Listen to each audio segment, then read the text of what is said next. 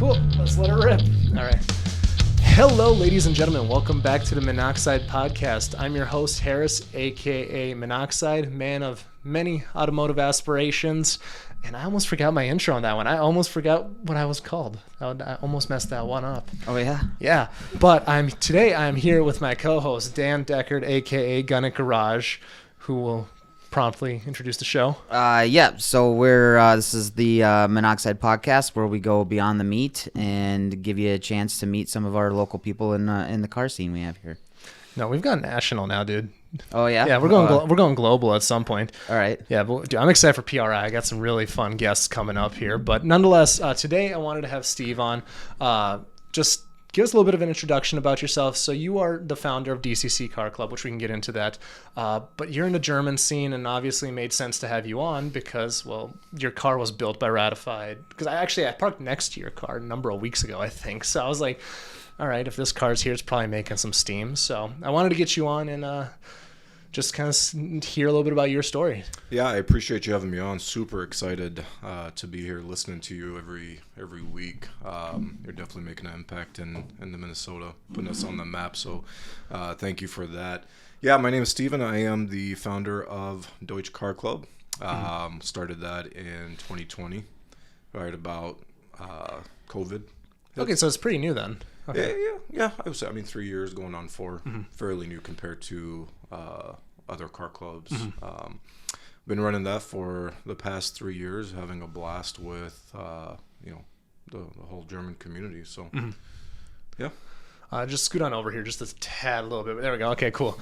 Wow. For some reason, I thought Deutsche Car Club was around a little bit longer, but I guess because I got into the car scene around 2018 here locally. So I don't know, Deutsche Car Club, it just was a bigger group. It's always been, how many members do you guys have in there now? Right now, I think we just crossed over 2,000. Yeah. On Facebook. It's quite a bit. It's definitely, we started the group in 2020, but got into car scene about 2018. Grown up in Texas, I think as everyone started with the Honda club. So I had a Honda CRX SI, which I thought that was the baddest car, on the road. I was in high school and did the whole, exhaust and intake and filter, and you thought you were the fastest guy on the road. Dude, I love those things. What year was yours? Mine was 1988. 88, okay. I don't know if you remember, a few months ago I posted on my Facebook because I saw one cruising down the highway on 169. I didn't grow up a Honda boy, but I was like, that was a sick looking car. It is, I think for a lot of car guys, I think that, that was the start. And, the main reason is just the cost of them. Going to the meets in Houston, you have your Mustangs, Camaros, Trans Am at the time that, just cost so much. And being in high school, what are you going to get? You go and you find a $2,000 Honda, fix it up, and believe it or not, back then, they were pretty quick. So getting into that's kind of where I started in the, not so much the car scene, but streets, kind of going out cruising and that sort of thing. So it's been pretty much growing ever since. But yeah, the car club itself, the way it started was when I got into the car scene in 2018. I joined, MN BMW on the Facebook page. I went and bought a 2011 335 E92, and joined that that club on the page. Started chatting with them, making posts. Did a JB4 tune and kind of a normal thing you do with the E92s. And maybe about like a month after that, I started searching. I said, well, you know what? If there's one group, there's got to be another. Maybe multiple, right? Yeah. So I came across Twin Cities Beamer Club, and with them, it seemed like they go out, or they were going out every weekend, creating meets, cruises, and things like that. So joined that, and that's kind of how it started. In the car scene with at least the German. I've been a BMW fanatic my whole life. 8 years old. I remember summer of 1991, I believe. Dad and mom took us overseas back home to Lebanon. Okay, gotcha. And over there, you want to talk about a German scene. Everybody drives a BMW or Mercedes. Yeah. But one of my brother's friends that was over there picked us up in his. To this day, I think it was still an M3. But the problem with overseas is everyone up badges. Oh, fair enough. Yeah. You never know a real M3 or not. But jumped in the back and he was gone. I mean, he was taking corners, drifting when drifting wasn't even a thing. And since that day, 8 years old, BMW has been on top of my list. That's what I want to buy when I grow up, type of thing. Yeah. Get this like a little bit closer, by the way, just because you're like, I'm totally ruined the flow. But that was you have no problem with up badging though, because like we do it here in the States too, right? Like we get all these stupid like scat packs, up badge them to Hellcats and whatever. You just don't know anymore. I mean, they're even putting superchargers on the scat packs now, which is a horrible idea. But that's not a good idea. Yeah, they don't handle boost very well. Well, not even that. I mean, you spend the money on a charger, save a little bit more, and get a real Hellcat. That's kind of so we had Bryce from Fat Cat Performance on way early on in this podcast, and we were talking about it like, okay, is there a cost benefit to just boosting a 6.4? And he's like, well, in theory, like, yes, you can, but in the long run, you kind of just want a Hellcat. But the weird thing that he mentioned in his episode, and I wonder if I should talk to some other experts about this, he basically said, if you're going for that, like, 1,200 plus range, you just want to build a 6.4 anyway. That's what he said. That's what I'm remembering. Maybe somebody will fact check me, but it doesn't make sense to me. I'll never understand. Well, I mean, it is what it is. That's what they want to do. That's what they want to do. We're in a good kind of platform, though. You and I, granted, I'm Volkswagen, you're Beamer, but it's so easy to get power out of these cars. I mean, so you got the what year's your car? So mine's a 2017 340. Okay, and that's with the B58 motor. So that's gonna be the Gen 1 B58. Oh, okay. So are they in Gen 2 now? So we are on, I believe, Gen 3. So you got B58 Gen 1, B58 TU Gen 2, and then you got B58 TU2, which is Gen 3. Interesting. Okay. When did Gen 3 come out? Any idea? Gen 3 would have been 2023. Oh, wow. Okay. So it's the fresh ones. Okay. Correct. And for us people that don't know what that stuff is, BMW does a lot of inline stuff, right? Is that like an inline 5-cylinder or what? Nope. So that's going to be their inline 6 turbo. Inline 6 turbo. Single turbo. Okay. So, and you'll see this when we go down to Texas 2K in a few months. The Supra has the same motor, the B58 or whatever. It's exactly the same, right? Identical. I've always wondered if there was like a slight difference, but no. That the Supra is actually about 80% BMW. Daily Driven Exotics actually did a thing on it where before they bought it or after they bought it, they actually stripped it down to see, what parts are Toyota and what parts are BMW, and it ended up being like 80% BMW. So it's pretty much when they were coming out, people were upset that was the case, but. Well, the B58 motor, I mean, it is just magnificent. It's amazing. My car has 84,000 miles on it. I've been racing it since the day I got it, and the only thing I've had to do is change the spark plugs. That's it. I've had an N55 and N54 before this, and I mean, they were consistently every 2 weeks. Yeah. Got to take it back in, got to change this out, got to do that, check engine light every time you do a pull. This motor is just amazing. It's an amazing motor. Yeah, I mean, I always tell people, though, and I've said it a million times on this podcast, the second they put the S58 in the Supra, I'll be the first one to put a deposit, if they do it. Yeah, that's going to be scary if they do that. Yeah, because these M3 comps right now, M4 comps, you're doing a stage 1 and a catless downpipe, and they're low 10s, high 9s. Yeah. I mean, it's ridiculous. X3M competition yesterday, I was watching a video, stage 1 tune with a catless downpipe. That's it. It ran a 9.9 quarter mile. So imagine that motor in the Supra. That's going to be a scary car. Which is a super light car. I think it's like 400 or 500 pounds lighter than an M2. The Supra is correct. Yeah, because I think the M2s are damn near 4,000 now, I think. Every BMW is heavy. I don't know what it is about BMW. Even, you take a look at the M2, you think two-door coupe, small, is going to be, 3,200, 3,300 pounds. Yeah. And they're just, my car is 3,800 pounds. Yeah. And you think, smaller car, less weight. It shocked me. Yeah, I don't know what it is. Do they pack a lot of bells and whistles into them? I mean, heated seats, all that kind of. But they have all the luxury stuff. But they all have that. That's the thing. Okay. So my car has, navigation, heated seats, everything. M2 will have the same thing and weigh either the same or more. So I don't get it. I know it's a little bit bigger engine, inline six twin turbo, but it shouldn't be, that much heavier. that much, right? Yeah, that's one of discipline. But do you watch Throttle House at all? I don't know. So I actually started watching them a lot more this year. So they actually did a little comparison video. So they had the new M2, the new Mustang Dark Horse. That's your people. And then what else did they have? They had that new Lotus. I think they threw in a Camaro, like an old Camaro for good measure. So funny enough, we already know who won the M2 because it's the best out of that entire lineup. The Dark Horse was second, I believe. But you know what surprised me was the new Lotus, right? Is it took off, I think it's all-wheel drive. It took off at the launch, gone. But because they have such a garbage transmission in there, it just completely lost it. Yeah. Whereas the M2, it starts coming to life in third gear, which is just... I'm excited. If I could get that car today, I would. That's definitely going to be a scary, scary car. I mean, I'm just thinking about it now. Supra with the S58. I mean, they're good luck. Yeah. Well, they weigh like 3,300 pounds. Well, they're making. I mean, the Supras now with the Gen 1 B58 motor. I mean, it's crazy. They're again running 10s with little to no work done to them. Yeah. So I'm actually contemplating getting a Supra right now.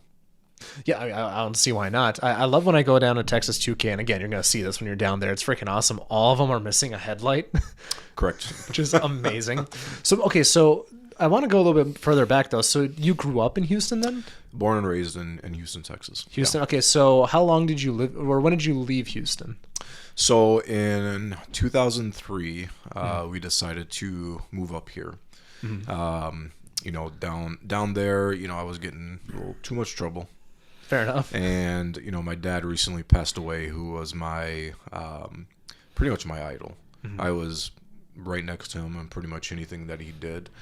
He was actually running a Acura dealership, and which is, Honda Acura, which is why we got into him. But, I mean, I remember going to the dealership, visiting him. They used to do car shows at the arena, and, we'll get to take a car home and then obviously take it back to the dealership.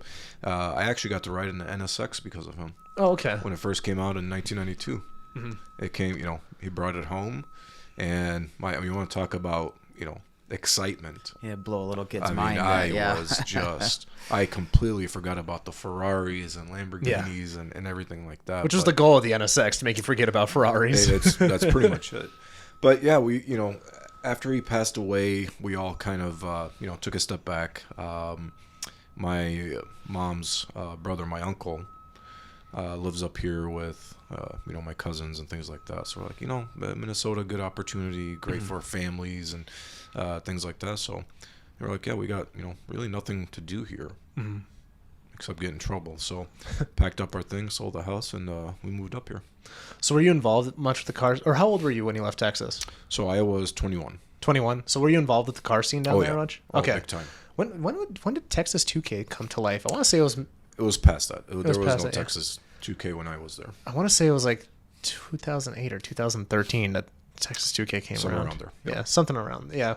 Yeah, which is a bummer that it's no longer in Houston. Did you spend much time at that drag race park over there they had, or no? We went a few times. Yeah. It's a bummer. It's gone. We were young kids at the time, so street racing was free. Fair enough. So we went a few times to watch, but other than that, it was mainly street racing. Yeah. I share some similarities with your story because my dad's a partial owner of a dealership as well. So and even when he was like general manager, however many years ago, like he'd bring fun stuff home. Like I've gone to ride. Like I remember when the Hellcats first came out, he brought a Hellcat home, and I remember I said this out loud. I was like, man, I really don't like that whining sound. That was before I became quite the petrol head I am today. But no, I remember actually this is like when I was super young. He actually brought home a Grabber blue Mustang with the white stripes. I can't remember if it was a 5.0. I want to say it was a 5.0. It might have been a GT500. No, it definitely won't. I don't know. I'll have to go back. Might have been a 350 of head stripes, more than likely. You think so? Did they have 350s in that generation? Was it a manual? I can't. Yeah, it was a manual. Oh, you said S197, right? Yeah. Okay. Then no, they did not have a GT350. That's then. what I thought. They didn't have one. Yeah, so you're making shit up today, Dan. Okay. They have a GT500 though. Yeah, it was. It basically showed me, it's like, oh, if you take your hand off, it turns off or whatever. Like, he was showing me, like, what happens when you let go of the clutch. Mm-hmm. Yeah. Yeah. He's like, this is what stalling is. I had no clue what that meant. But I remember being, like, in that car, and I'm like, oh, man, first of all, fuck these back seats. Secondly, I can get with this. But, yeah, no, that was always cool to have him, like, bring stuff home. It was almost in a week. I remember when the Acura Legend came out. Oh, yeah. That was a brand new model, and it was, I remember, just gorgeous. This is the smell of a new car, especially, what's funny is you go into a Honda dealership now, you sit in the new Honda or Acura, they have the same smell I remember from early 90s. Same exact smell.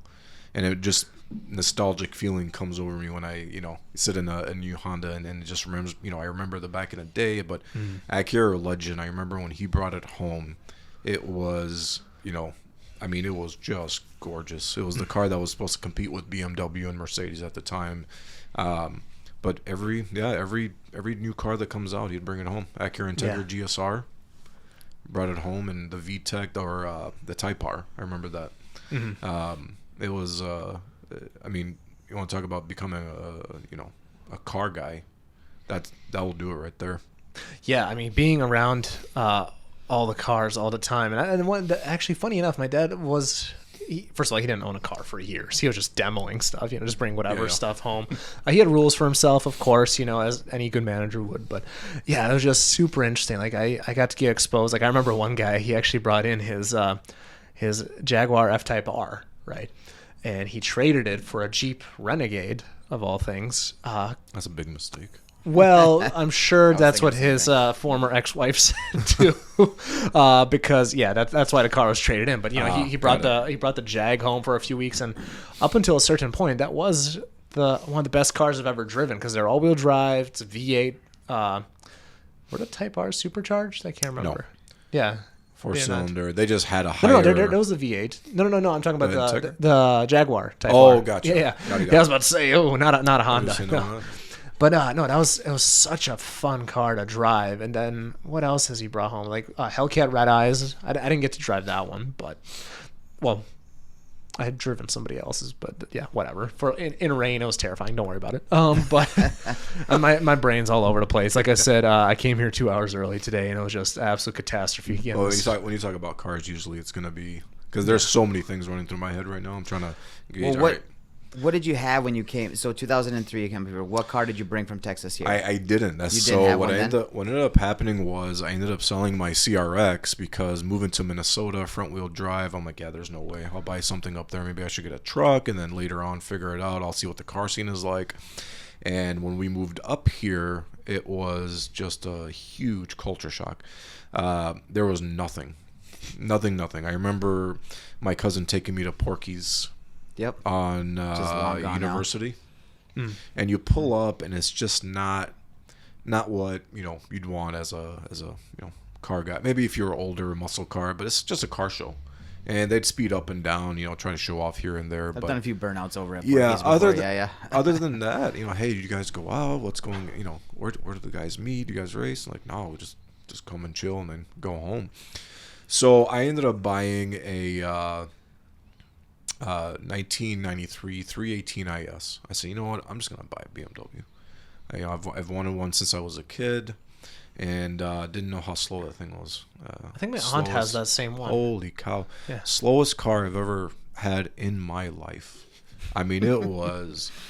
I remember hitting the highway, and you'll have people come up next to you because it had the M3 wheel, so it looked like an M3, but 318 IS in the back, and 4-cylinder Hondas HX, if you remember those, they were putting buses on me, and I'm like, what is going on? It's supposed to be a BMW. I'm having second thoughts about this. And that was a 4-cylinder, but I ended up buying that BMW from Motorworks BMW, where that was when they were at Feldman's. So I bought that, but the culture shock, it was depressing. There was literally nothing back in 2003. So how long until you start getting exposed to the fun part of the car scene? Did it ever happen? So 2018. So a 15-year period of just nothing. So okay, Now we got to go back now. So what do you do for 15 years? So, the 318 IS was my purchase. And then they started coming out with all-wheel drive BMWs, right? And I had the 318 maybe for a year, gave it to my little brother for his senior year in high school, and I went and bought a Honda Civic. I said, I'm going back to my, what I know. So I bought a Honda Civic EX. And again, didn't really do anything because there's really nothing, but I knew about them and comfortable and so on. And then in 2008, I purchased a 2006 BMW 325 X-Drive. And again, kind of fell back to the same thing. All right, I'm getting an inline six. This is what BMW is known for. Another just super slow car. I couldn't believe it. I was so just upset after a month of having it. Kept that for a while and then started kind of building. And then 2018, that's when the 335 started breaking out. And I think they started breaking out a little earlier than that, but everyone was putting JB4s, gaining, hundreds of horsepower. And I said, that's what I want to do. I'm going to find one. And then that's kind of how I got into it. So when did you start modding cars then? Did you mod any of those earlier BMWs at all? No, the earlier ones were certified. Okay. So, didn't want to break the warranty. And again, I was building, that was the start of my career. Right. Started building myself. I started out with Best Buy in 2003 and started building my career with them, getting promoted, where in 2008, 2009, I started making good money, right? So bought a BMW, kept on going higher and higher. And then about 2017, 2018, that's when I started, that's when the cash flow started coming in, where I had money that I was saving, money that I could spend, and money that pay the bills. First time in my life that I had that, and that's when I jumped into it. So then, okay, so because currently your build is built by, your BMW is currently built by Ratified. Did you build your early 335 with anybody else? Or? No, so my current one, I would say a mixture between Ratified and mechanical. Okay, gotcha. In there, so I take it both places since they're both are my sponsor for the club. Right. So that's kind of It's getting a little further from you yeah. again. Oh, You sorry. can pull it towards you. Yeah, sorry. No worries. But that's kind of the way the car is now. But no, the previous ones were never built. I mean, I put a lot of money into them. The 2011 N55 that I had, again, I've always been one step behind. The N54s were the thing, so I bought an N55, right? Start putting tunes and putting this, and just, again, it was fast, but not fast enough to keep up with everyone. So I sell that, I pick up an N54 and start, again, putting, this time I did upgraded turbos, everything. I think we dynoed it at about 590 horsepower to the wheel, all wheel. That's cooking. That was a fast car. But again, now B58s come out. And everyone's doing it to B58s, and now all of a sudden they're, faster than N54s. So finally I'm in a position where, all right, I'm in the mix. I bought a 58, B58, I didn't wait, and, we're good to go now. Yeah, so when did you say you got this one? The current? This one, I've only had it for a year and a half. Okay. Yeah. Gotcha. And you said it's a 2017. Did they really? So I guess they did put the B58s. 2016 was the Gen 1 and just the 3 Series. Damn, we're coming up on 8 years of that car being on the streets, and they got that sucker figured out. I mean, so one cool thing about the B58 that a lot of people don't know is the head on a B58 was actually originally built for a diesel. So instead of putting it on a diesel, they put it on the traditional inline 6 BMW. That's the reason why it is what it is and why it can hold so much power. I mean, there's guys that are running stock motor, a little bit over 1,000 horsepower in the East Coast. I mean, these motors are just, they can handle power. That's the great thing about them. Can the rest of the drivetrain keep up with the... That's when you start to get into, little issues. So that transmission, from what you read online, can supposedly handle 800 horsepower. Mine started slipping at close to 700, so it had to be tuned back a little bit. Okay. So what's your current number right now? Do you know? So last year when we dynoed it, it hit 663, all wheel. I dropped it off a couple weeks ago here, and Brian, who is a wizard, by the way, when it comes to tuning, he kind of did a little update. We tried dynoing here. It just didn't work out. If I take a guess, I'd say it's probably in the same range, maybe a little less. Okay. It definitely runs a lot better since the last update that he did. Do you have sheets by any chance? Or no, you don't. You say you don't. You weren't able to get a good dyno run last. Not time? 2 weeks ago. Yeah. I've got sheets from a year ago. Yeah. I would love to see a comparison in the future, just to see like difference. where it's cleaned up, right? Because like we just had Mike on last week, and he sent us a really funny chart where you have this one chart where it's 1900 horsepower, and then you have this other one that's 1700 horsepower, but you're way more into power on the lower horsepower run or whatever. Yeah. It was the funniest chart ever. I cannot wait to put together highlights. What's weird about it is I think we are running less power from what Brian told me, but it feels faster. Well, yeah, and that ultimately comes down to when's the power coming Right. on. Yeah, because The like adjustments that he made, yeah, it's less power, but it feels faster. But he's whatever Brian tells me, I listen. I don't even just do your thing. So are man. we talking still just like downpipe in a tune? Is that what it takes to get? So we were talking with Mike last week, like Yep. Harris was saying, where he's got a Coyote built Mustang, and he was saying about 12 to 13 grand to get his car into that 700-800 range. Yeah, so on a Gen 1 B58, no, you're going to need a lot more. So Gen 1 B58 on mine is pretty much fully decked out. So I've got the PureCast 850 turbo. I'm running full E85 PR port injection, stage 3 low pressure fuel pump. What else we got there? Pretty much everything that you can imagine that's needed for the B58 is on there. Okay. So then what's that come out to financially then for that? So on it, I'd probably say a little over 10 grand. Okay. So it's really not bad at all. No, considering what you get out of Right. it. I mean, to be making mid 600s to the wheel on an all-wheel drive car, and what's the weigh again? So on mine, I think it's about 37 or 3800. Which ain't too shabby. And It's not bad, but it's still a family car. It's Yeah. So that takes me to my next question. And do you do a lot of street stuff? I did in the past. I would say the last 2 months, we've kind of started pushing it more towards the track. Like power cruise type stuff? That sort of thing. So last year this past year, in May, we did the Battle of the Brands. That's right. In Rock Falls, which was awesome. Sponsored by Ratified and AJ. Eurocharged.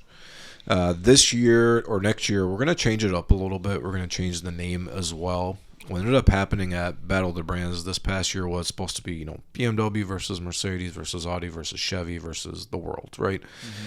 And it just didn't happen like that. It ended up being shop versus shop, which was even better. Mm-hmm. So we got, 5 cars out of this shop, 5 cars out of that shop, and they just went, battled it out. And we did points for, each winner. So I think next year what we're going to do, we're still planning to do it in May. And I think we're going to call out all the shops in the Midwest. Hey, who has the fastest shop?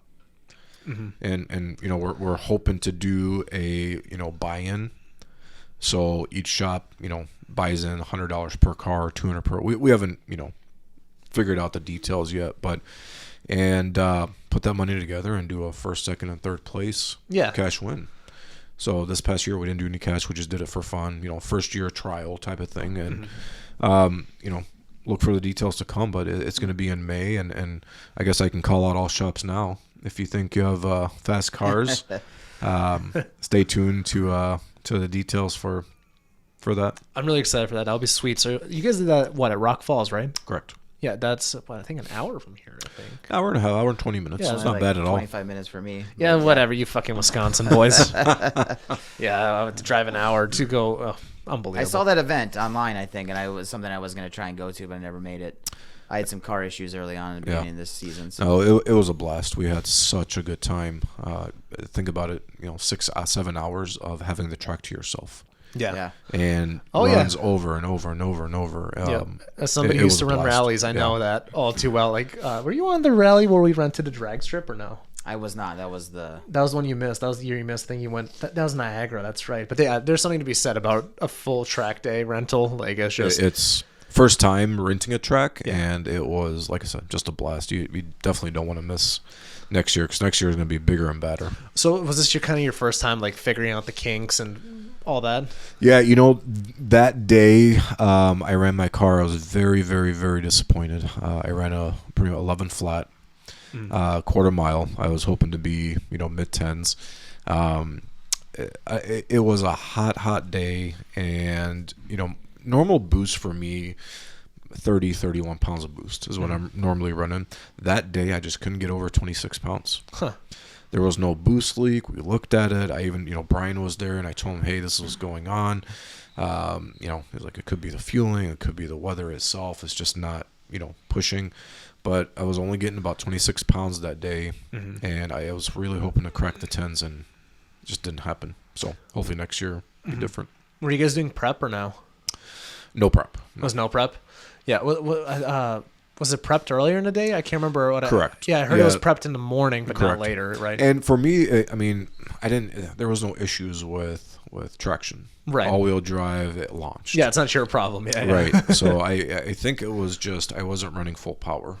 Yeah. That day, if I had to take a guess, 26 psi, I'm probably in the 550 to 600. Yeah, seems reasonable. Yeah. So I know some of the rear-wheel drive guys were struggling because you had the good prep in the morning, but then just kind of lost traction throughout the day. which I was surprised too. I mean, it was a hot day. Yeah. So you'd think car over and over, but keep in mind too, not all the cars had slicks on there. Right. And they weren't doing burnouts. Yep, exactly. Not every car was doing burnouts, but yeah, it was a good time. It'll be fun to see what happens next year. I think our scene's really expanding quickly right now. Exploded. Yeah, because I get to being in my position and having so many people on this podcast. Like I get to get a complete worldview from every part of the community, from the German people to the Honda boys to everybody. And as a overall community, I think every year has been getting better and better. I want to say for the last 3 years has been growing and growing. And I don't know. I feel like COVID had a little bit to play with that, but I don't know. It shook things up a little bit. It's exploded, especially the last 3 years. I would say this last year, every year, it's just getting bigger and bigger, and more car enthusiasts are coming out, and they're actually working on their cars, and I'm seeing so much more people at events. 2017, 2018, when I first got into it, drive to work, you really don't see, much cars on the road. Now, I mean, every day I drive into work, there's someone pulling up next to me. Like, no, dude, I can't do it right now. I'm on my way to work. It's too cold. I'm gonna spin. So, but it's so awesome to see this community the way it is, the way it exploded. We're actually, I think we're ready to compete with the nation. Do you drive your car year round then? I normally no. Okay. So what ended up happening was, I'll go back to, I was with Best Buy for 20 years, right? And last year around Christmas time, I'm coming home, and the wife is, I married my wife in 2011. So we've been married, 10 years, 11 years now. I have 3 daughters that are into cars, just like their dad. But coming home, my wife started noticing my demeanor kind of change. What's going on? I'm like, oh, nothing, just going to work, coming back. Are you, looks like you're not having fun or enjoying yourself. I'm like, well, I mean, it's not about having fun or enjoying. It's a job. And she's the one, why are you not at the BMW dealership? I'm like, great question. I don't know. I've been with the company 20 years. I'm not going to start over. I'm not getting younger. I'm not going to start over. In order for me to go to Motorworks, which that's where I wanted to go, I mean, the stars had to line up. Everything had to be perfect. And it started out with my wife. And at the time, she had a 5 Series. So she had a 535. And that's what, she drove. And I drive a Yukon during the wintertime. My 340 gets stored during the wintertime. I drive the Yukon. And one thing led to another. I went to work one day, and I looked around. I'm like, I'm really not enjoying this at all like I used to. So I went online. I saw that they were hiring sales advisor. So just for, whatever, I'll apply. I applied. And they called me and went and interviewed. And I said, I've got to love the manager. The GM's got to be great. Sales manager's got to be great. The environment's got to be great. Like I said, the stars needed to align for me to take this jump. For me to, leave a company I was with for 20 years, it's not exactly easy to just pack up and, That's hey, I'm leaving, right? For sure. Yep. Big time. Yep. I was nervous. I was scared. What if this doesn't work out? Motorworks had nothing to lose. I had everything to lose. I jump in it and it doesn't work out. I just ruined 20 years of my career, right? So I go for the interview, and I interview with Trung, who is my sales manager now, right? Interview went great. Awesome. Great guy. I'm like, sweet. All right. I can work with him. And then I went to Laura and Tim, talked to them. Interview went great. I'm like, awesome. All right, great. Now GM. Is a GM going to be good, bad? I'm a big believer in, leadership reflects attitude. Right? Oh, yeah, it trickles down completely. It's going to reflect the way the attitude of the sales manager and the employees there. So if the GM is not, we don't see eye to eye or there's no connection there, I wasn't going to do it. And he ended up being one of the best GMs I've ever worked for. He is a employee and customer first GM, which I absolutely love. He makes it fun. He cares about us. I was only there for a month and a half, and on my birthday in August, I get this little present. I'm like, what is this? It says Motorworks on it. I open it up, and it's a small cupcake from like a really expensive place, and a note from him, happy birthday. And I've only been there a month and a half. I was with Best Buy for 20 years and really never had a happy birthday on my birthday. Not a single cupcake, yeah. And just working there from June 1st till now, I am having a blast. I'm having such a good time. I now think, why didn't I do this, sooner? Okay. He, from Mark, who is our general manager, down to Sonny, who is our general sales manager, to Laura, Tim, Ivan, Trung, they are, it's almost like the perfect group came together to run a store. I want to go to work every day. I want to stay late. I don't want to go home. I get to talk about BMWs to customers every day, and I get to take care of them. That's the another great thing about it. I'm not your, and not saying anybody there is, but I'm not your traditional sales guy. You come in, let's have a conversation, let's have some fun, let's go out on a test drive, let's talk about cars, and let me get you the best deal in the house. I've got your back, and that's kind of the way I do things there. So I am having such a great time working there. Just a blast. I'm at kind of a similar crossroads in my life right now too. I'm doing just a job, and I want to really get into something automotive, and so I was excited to have you on here because I wanted to kind of pick your brain on that. So what were you doing at Best Buy? I was their senior designer.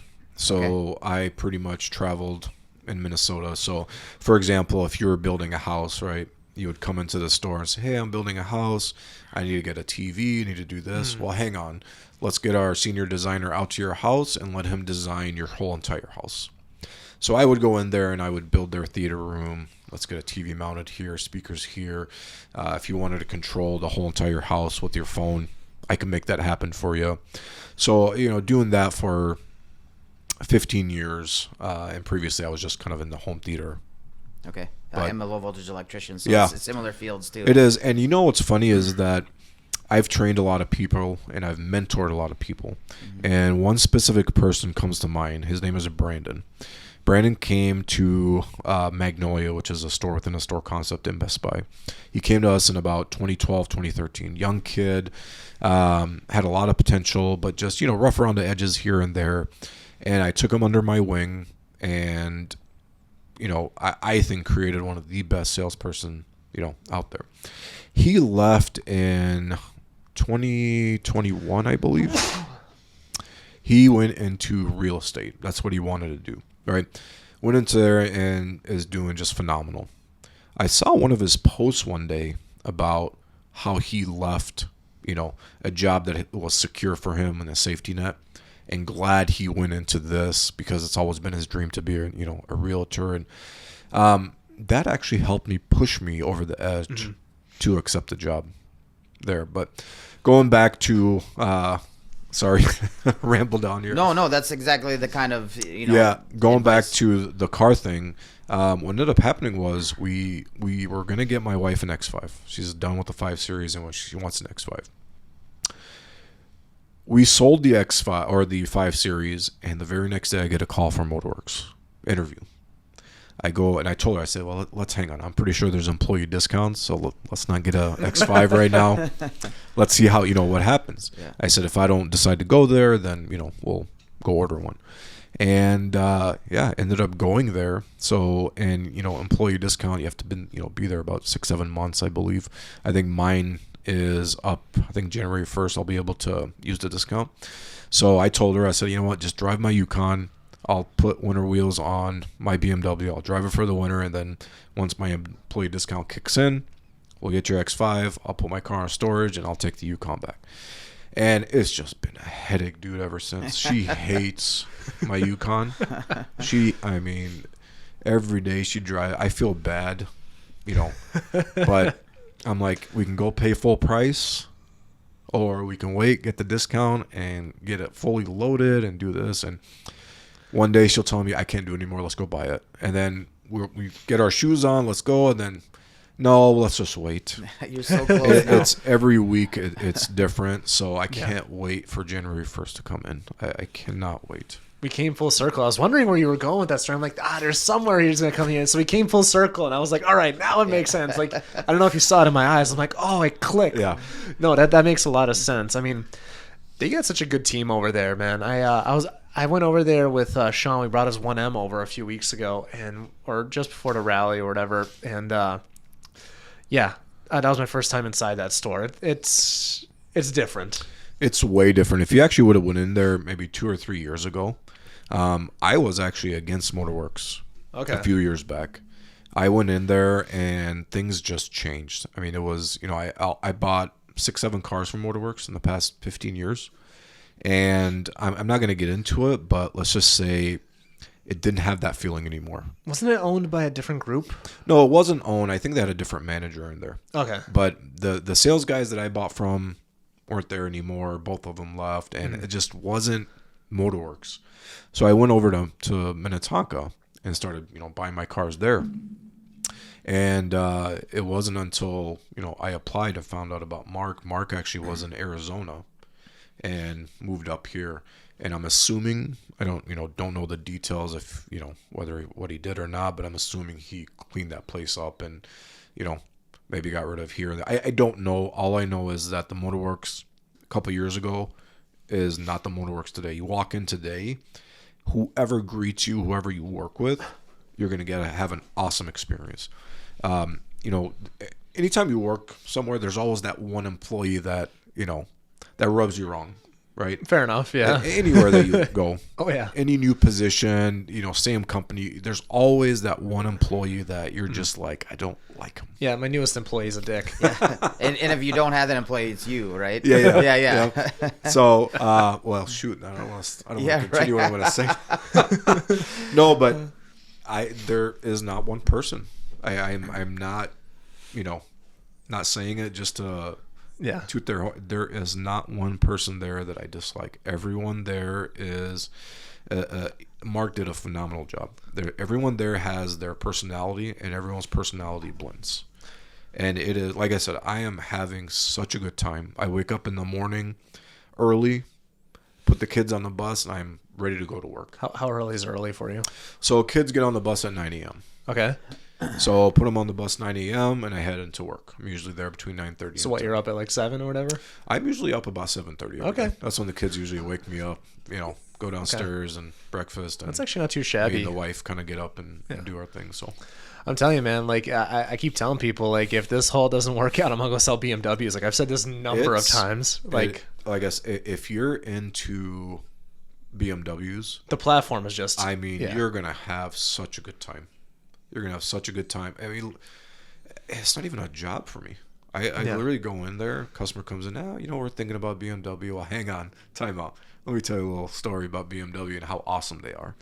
And, sharing your passion with everyone, it's They like I notice said, that immediately. That's one of the things that, like, in any position I've been in, it's just people can immediately tell when you're actually passionate about something. Like that, for example, a lot of people even do photo shoots with me just because they like working with me because they fun.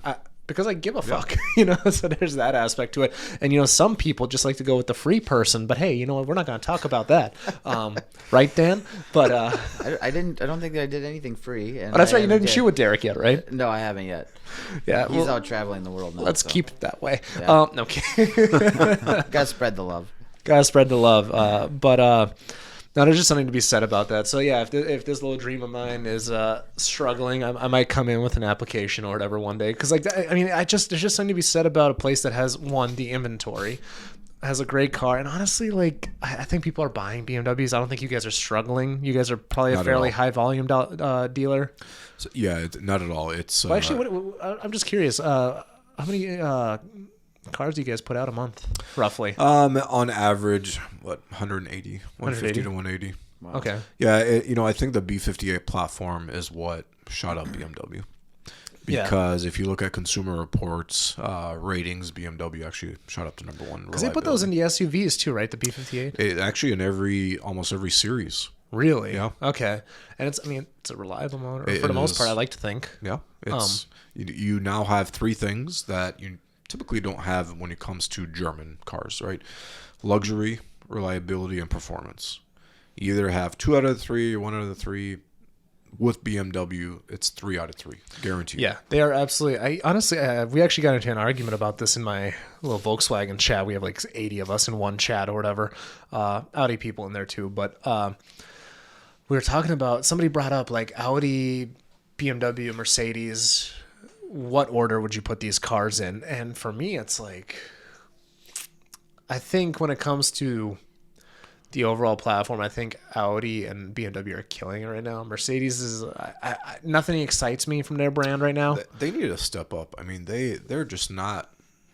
They're not changing. They're not doing it. They're still doing the same thing from 10 years ago. Which, to be fair, the stuff they did 10 years ago, like for example, E55 AMGs are fucking awesome, and like any of the V8 twin turbo stuff is great, but now they're kind of just going into, I don't know, man. Like for example, like a C43. Like would I take that or the comparable? Like what's comparable? An M340, I think, is like that same 50K Right. range. I think whatever it is. I would much rather take that, as an enthusiast. Right. But just, I don't know. But I also have to say I prefer Audis because of the room I'm in. But Well, I mean, it's well, they do B58s here too. yeah, whatever makes you get up in the morning and want to drive a car, that's what you should get, regardless of what anybody tells you. But with Mercedes, I think cost of ownership as well when it comes to the tuning side of it. Yeah. I've seen some of these numbers, the cost for getting a stage 1, stage 2 and parts. It's crazy. Yeah. It's crazy. And I think, that has something to do with it. Yeah. I mean, to be fair though, like those freaking what is it? Is it the C63s? Those things are monsters, but not everybody has a 80, 100K budget, Right. So Well, no, I mean, you get a Mercedes and you tune it, they're monsters. But Yeah. that's the thing is that you buy a Mercedes and you're like, well, how much does it cost to tune it? yeah. And some do and some don't.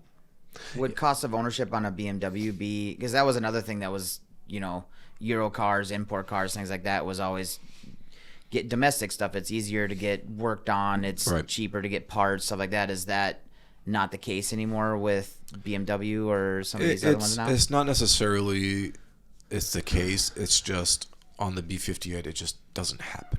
Right. German cars are always going to be expensive to fix.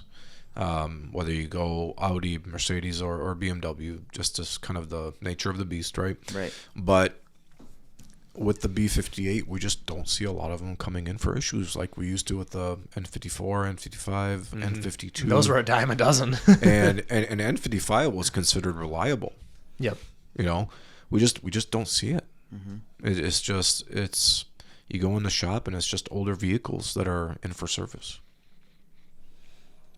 But it's always going to be expensive to own a Right. German. Right. Yeah, all the time. There's just no comparing it. I actually came in a few months ago again when I just came to check it out. I want to say it was right around when you were retired. I came and checked out the So one of my friends is actually having his M2 delivered upstairs or whatever.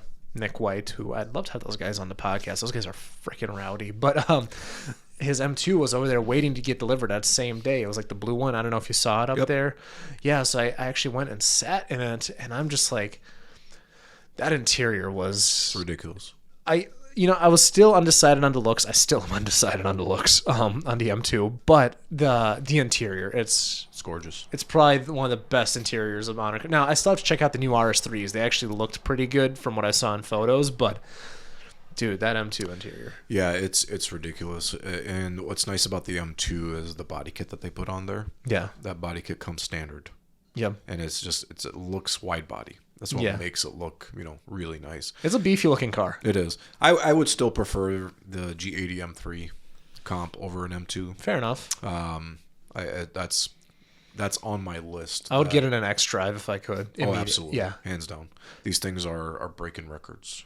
Yeah, did you see the one, I think it was Pure that posted it or whatever, like the one that's like 1,300 wheel horsepower? Yeah, so that is built, I believe, by M-Power out in New Jersey. Okay.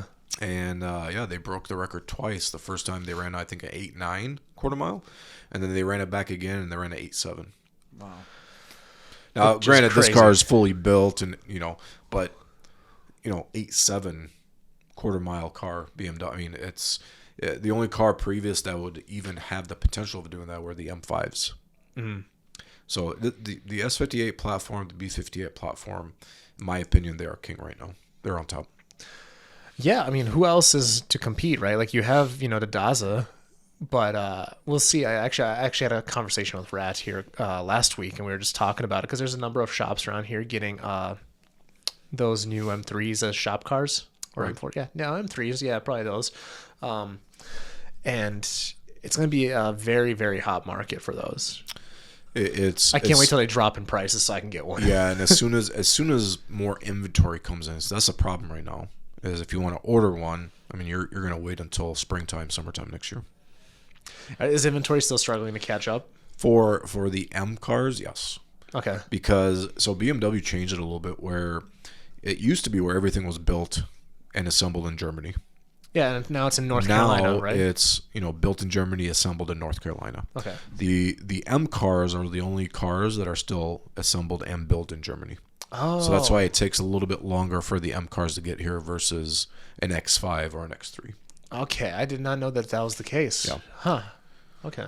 So X5, you come order one, I can have one in 4 to 5 weeks. Yeah. You come order M3, we're talking Mayish timeframe. How long do you do you have any idea how long it takes to ship a car overseas?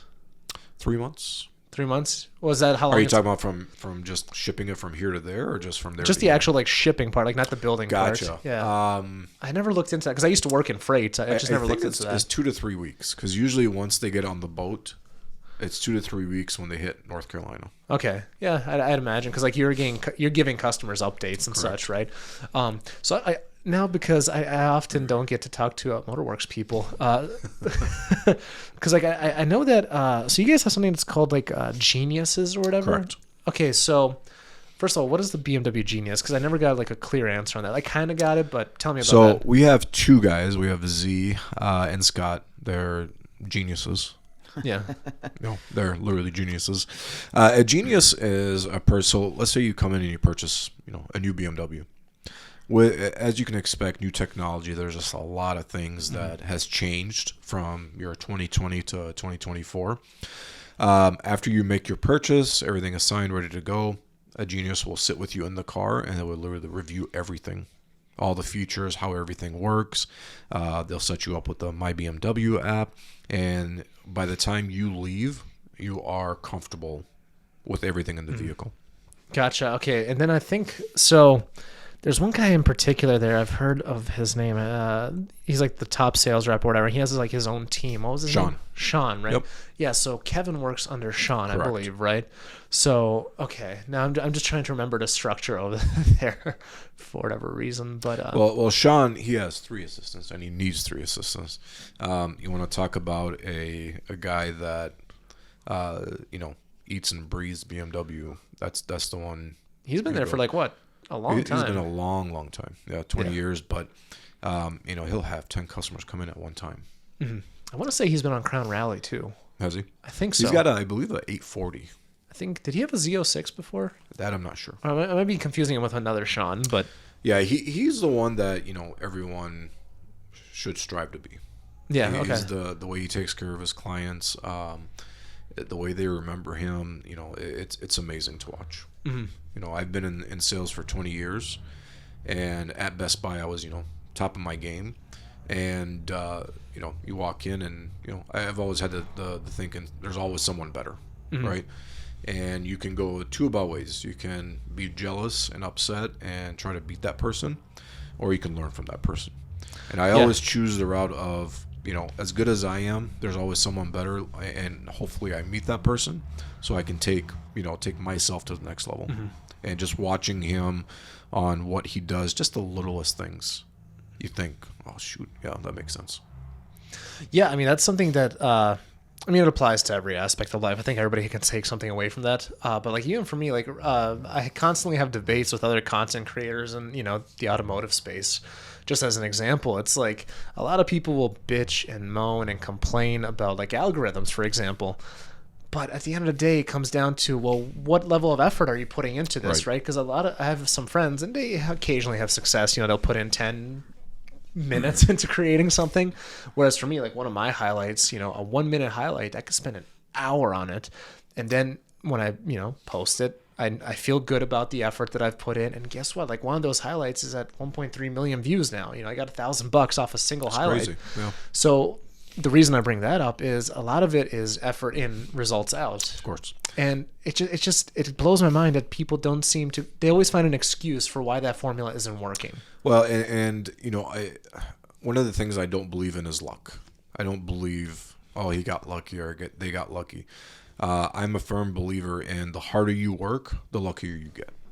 Yes. Okay. And it's definitely one of those things where it's hard to find. Everyone wants it easy, and things just doesn't come easy. You have to bust your butt and go for what you want. You want to get out of low voltage and be in car sales, right? What are you doing to better yourself so you can be prepared to, jump into that?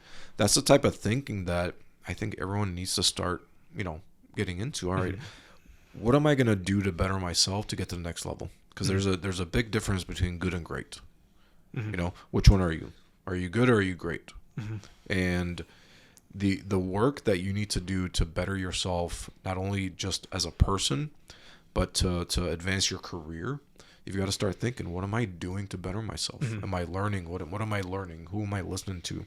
I like to listen to a lot of motivational speakers. I don't even know who they are, but you're on TikTok, you're on Facebook Reel, and you're just scrolling through, and someone starts giving a pep talk, and you start listening. Oh, that makes sense. Yep, that's what I'm gonna start doing. So, I think that you have if there's a will, there's a way.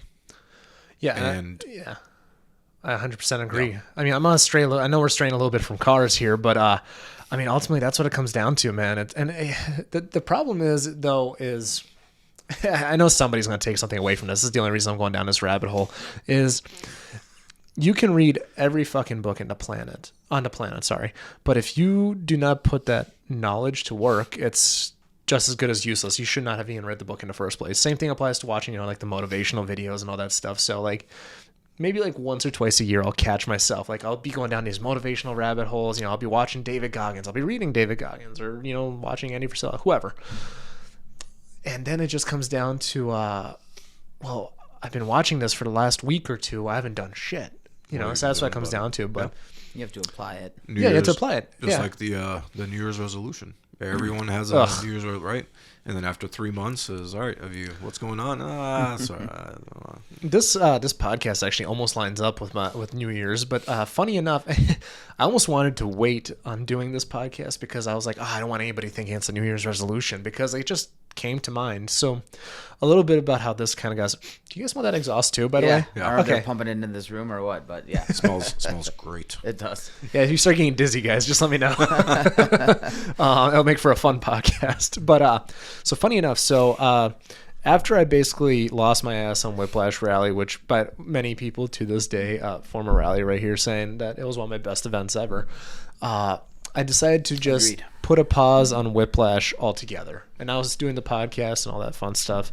But I even put a pause on that because I just, was constantly driving an hour up north to NutriShop, which, my co-host Chaz, I had a blast with him. He's got that white Porsche that's built to the tits. But nonetheless, I decided to put a pause on the podcast for, I want to say it was 4 or 5 months at the time. And I kind of missed it. So, yeah, it kind of came down to, you know what, let's just see what happens. And let's do the Monoxide podcast, do it my way, just for the sake of Monoxide. And that's how, it really it's close to New Year's. But, man, you can really smell that gas in here. Or the exhaust. Makes me nervous. But that's, when when I first started DCC, that almost didn't happen because of that. Do we want to start another club? There's already, MN, TC, and Audi Bastards, and then do we really want to do it? What's funny is that when I was with the Twin Cities BMW crew, we invited Audi Bastards to cruise. During the daytime, let's get together. We're bringing 20, 30 cars. You guys bring 20, 30 cars. And, let's go cruising. We met at DCTC in Rosemount, right next to the track, parked all there. They had about 20 cars. We had about 20 cars. And I remember we get on the highway. We get on 52, right? And I was the lead car. And you look in the rearview mirror and you see 40 cars lined up. BMW, Audi. And that's where it kind of, the light went off. I'm like, if we can combine powers, I guess, I mean, we can do some damage. I mean, Audi, Mercedes, and BMW, instead of being against each other, coming together, man, good luck to anyone that wants to challenge. You know what I mean? And that's where the light went off that day. And Teth, who is, I'm not sure if you know him, he goes by TK. He was an Air Force engineer, so he worked on jet airplanes in Germany. Big BMW guy himself, works on there. Can pretty much smartest guy I've ever met. He can, if you tell him, hey, I need this car fixed, and if he doesn't know about it, he literally will tell you, well, let me read up on it tonight, and I'll fix it tomorrow. He'll go online, he'll read about the car, about what's the goods, the bads, how to fix it, and in the morning time he fixes it just like a pro. That's the way he is. So I call him one day. I'm like, hey, let's get together. I got an idea. And at that time, that's when I met Trey and a few other people. I remember Trey, and when I first met him, I'm like, damn, this car is Jesus. Backfiring the Nagi. Yeah. Backfiring, shifting. I'm like, Jesus. God, and I'm looking at my 335. I'm like, God, I just bought this.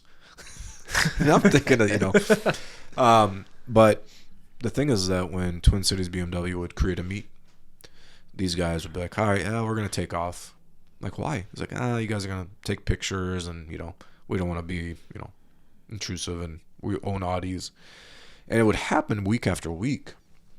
And, we became good friends with Trey and Rad and everyone. And I'm just like, let's combine. So I call him. I said, hey, let's chat. Let's meet up later and let's talk. And I gave him the idea of, let's bring everyone together into one club. Now, you can still have your own separate clubs, but DCC is where we all come together. And we sit there, chatted about it, and I'm like, we got to come up with a name. What would be a good name? Now, keep in mind, he lived in Germany. That's where he was based out of, right? And right away, I mean, it didn't even take him a second. He said Deutsch. I'm like, well, what's Deutsch? He's like, that's German. So that's German and German. I'm like, Deutsche Car Club, DCC. That, and at the time, I was big into daily driven exotics. And I'm like, DCC. I'm like, that rings a bell. I said, let's do it. You love them acronyms. Yeah. I mean, it was perfect. And I said, we got to come up with an admin team. We got to put, and I want people like us. I want good people.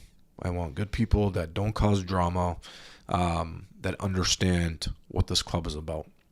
And we started kind of digging and seeing who, to bring along. And that's when, first thing came to mind was Renee. We brought Renee and Dante in. And then I'm like, Trey would be perfect because he's big into the Audi. He can help us out with the Audi people.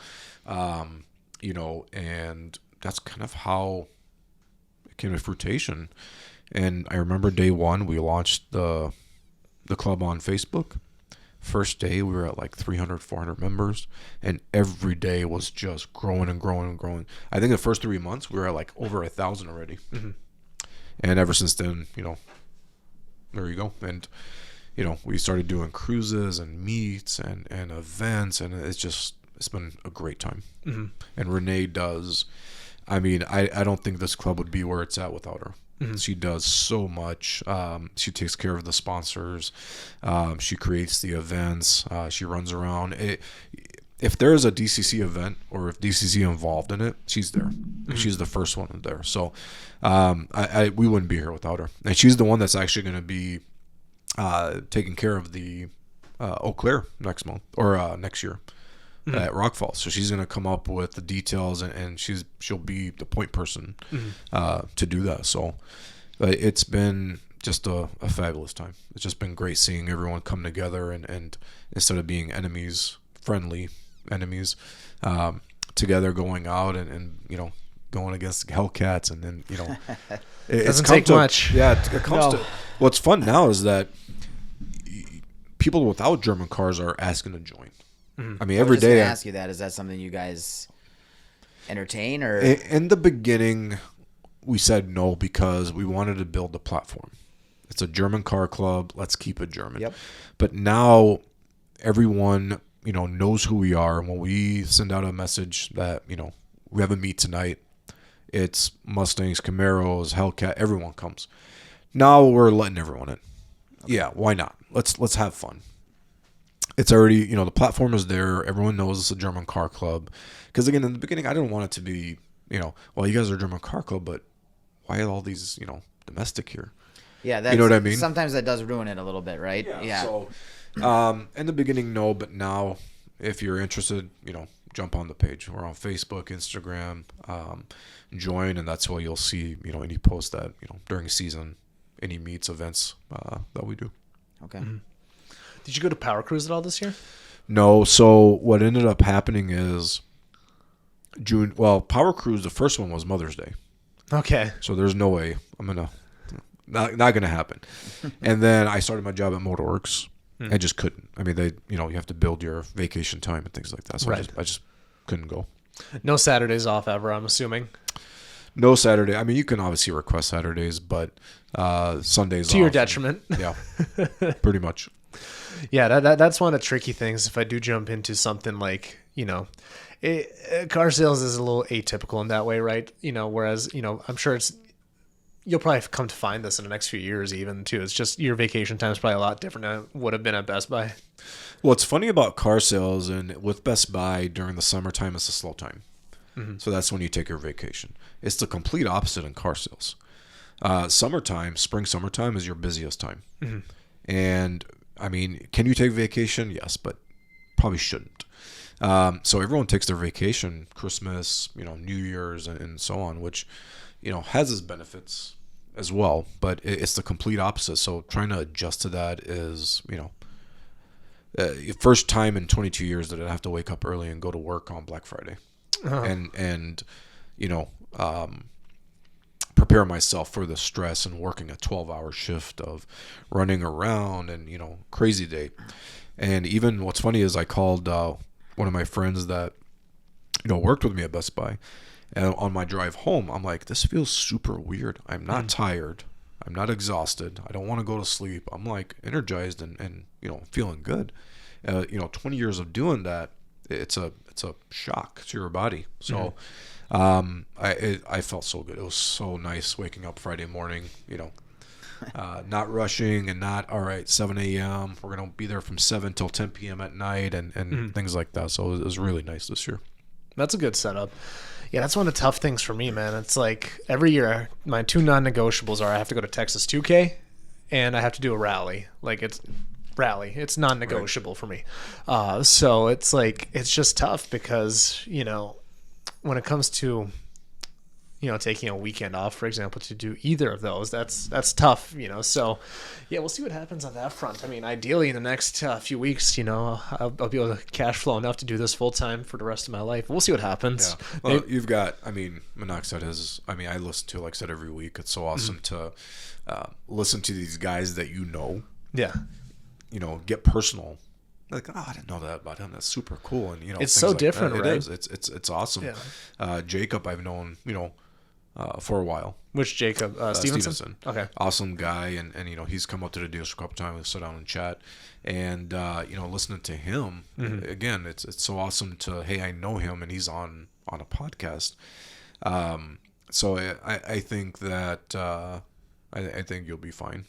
I think so, man. We'll see what happens here. The big thing I've been trying to push people to do is just try if you can, especially if you got YouTube Premium, listen on YouTube, right? Because that's what I'm trying to build my hours towards right now. Because to get monetized on YouTube, you need 4,000 watch hours.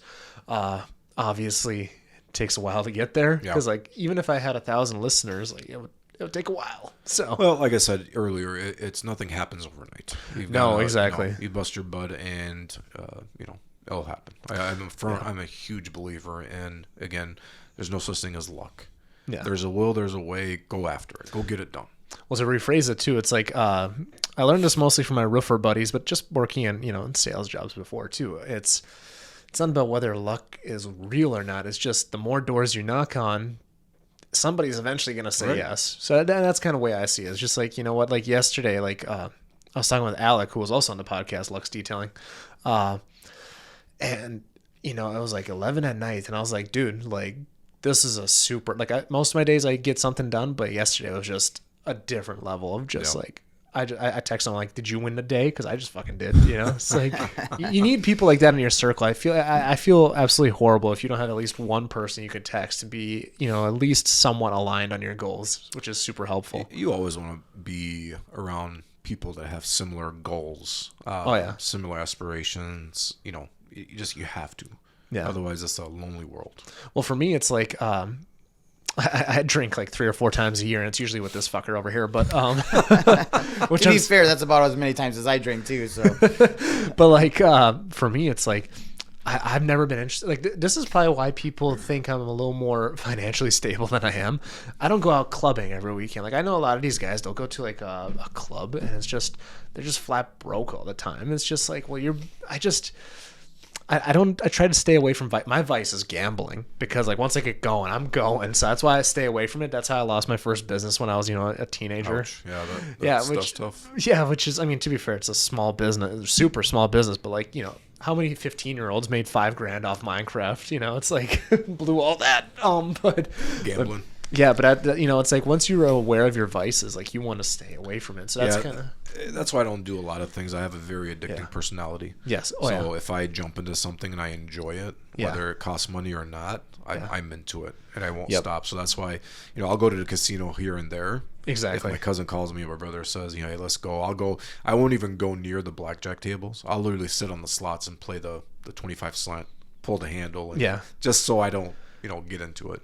Well, it's somebody said this the other day. It's you don't want to build this bubble of a world around yourself. You want to expose yourself to stuff that's going to suck. For example, if I am going to go gamble, I'm going to bring $100 exactly. And then, assume I'm going to lose it. Well, make sure you leave the credit cards in the car too. I've never been that bad. ATM machines, literally every corner you turn. Oh, I can never do it. They charge $8 to get your own money out of there. I hate ATM machines. When you're gambling and you have that mindset, the $8 means nothing.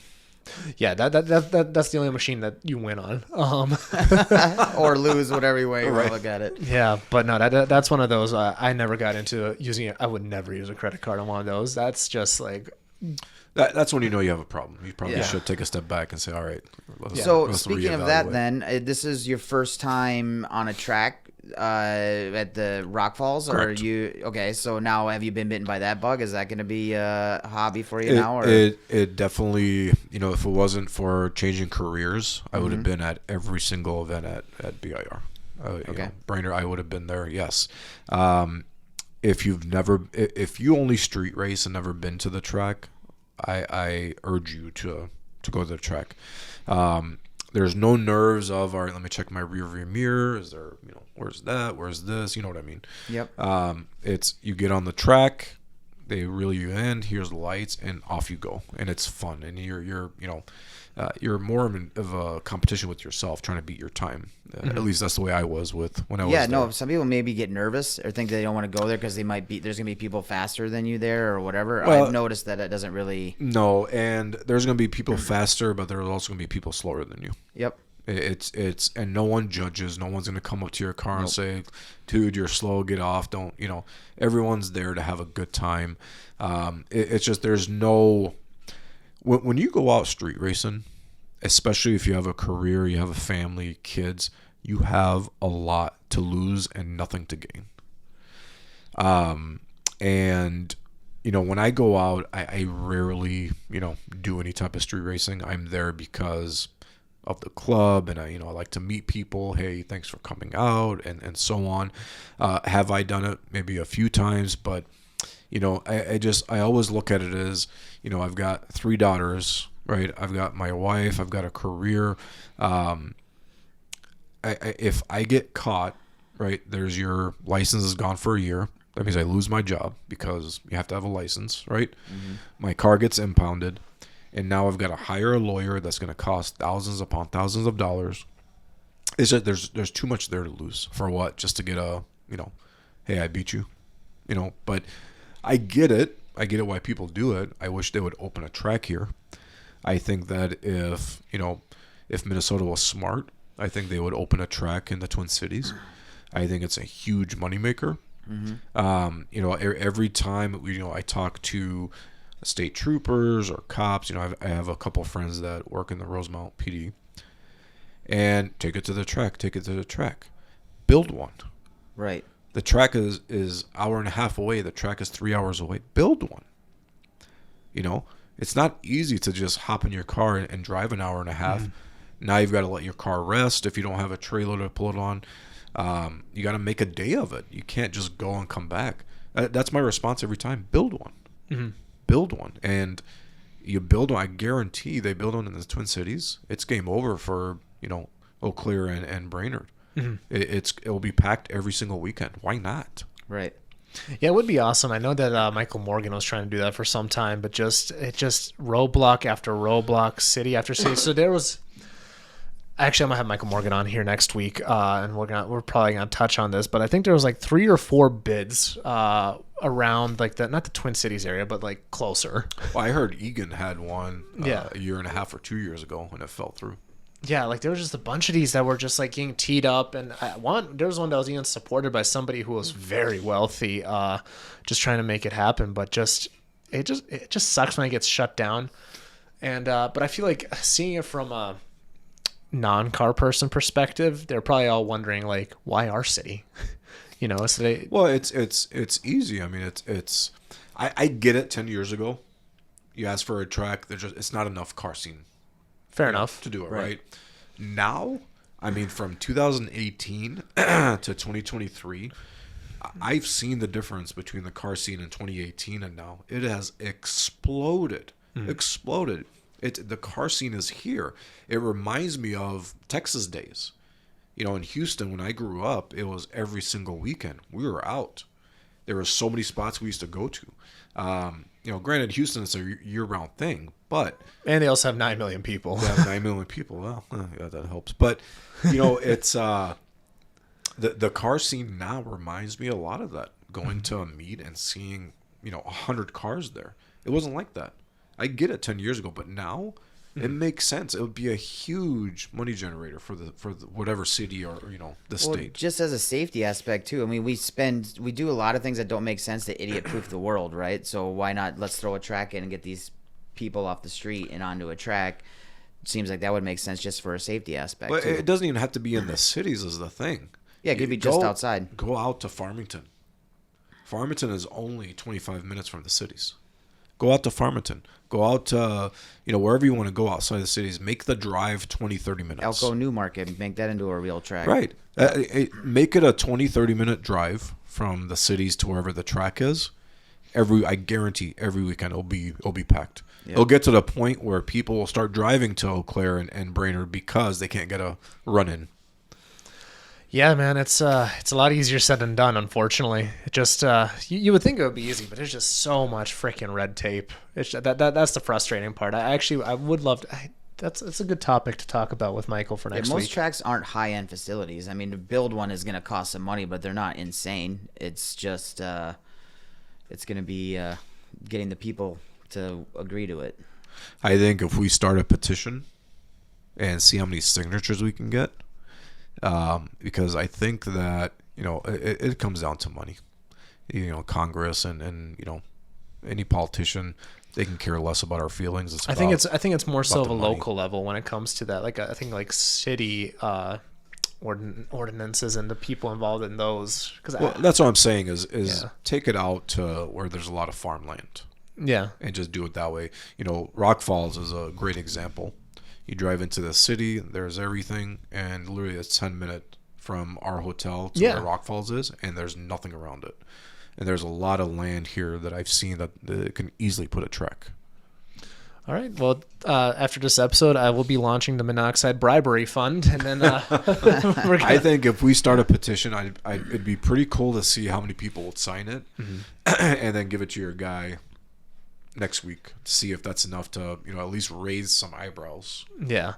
Well, thankfully he's been running his own events. So actually I need to talk to some people here locally about this. So I actually did my first autocross event this year through the Morgan's Motorplex event, and I went to the St. Cloud one, which was hosted at the St. Cloud Highway Research Facility or whatever. And it was kind of like a hybrid, like road course meets autocross. Like it was bigger than like, it wasn't like tight and nimble. There were some really fast straights. I think I even got up to like 100 at one point, which is cooking into golf, by the way. It takes a while to get there, but it was a really, really fun track. But he might not be able to make it happen next year. It costs a lot of money to do it. So we'll see. We're gonna have a conversation about that too, because that was nice. It was only an hour and 20-minute drive for me.